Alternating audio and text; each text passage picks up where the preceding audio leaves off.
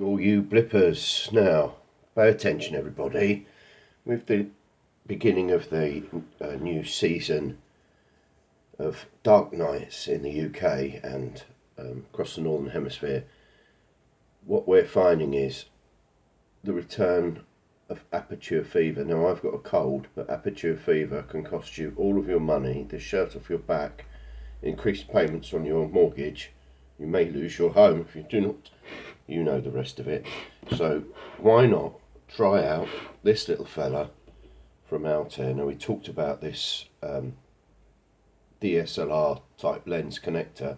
The pieces you get from Altair are the red holder ring, which has got a very nifty design inside here, where this ring grips into a groove just the right depth to make this extremely secure, and also their adapters to their own cameras are the correct back focus for the lens you choose. So when I plug this Canon lens through the secure holder ring, and then I put the hypercam adapter on it for this 183 fan cord camera, which is extremely good, and we'll talk about that in another blip coming up.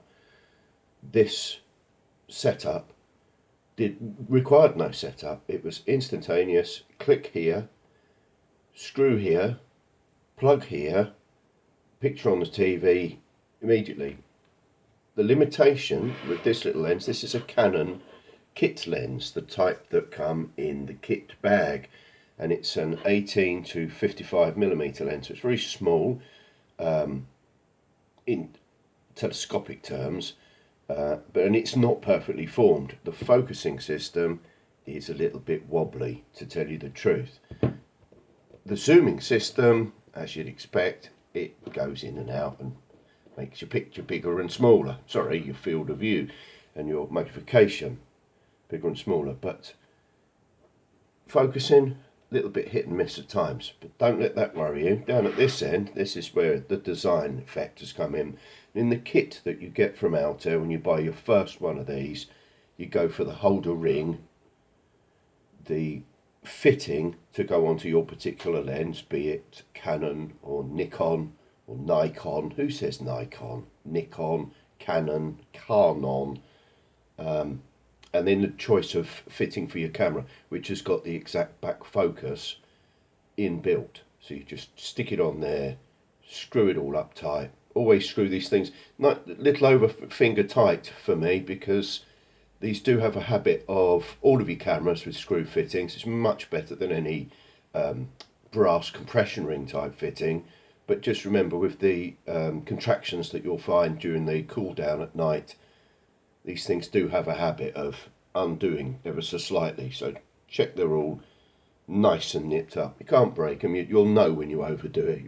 Because you'll be a big strong person and I am not, so nip that up, make sure it's all nice and secure and straight.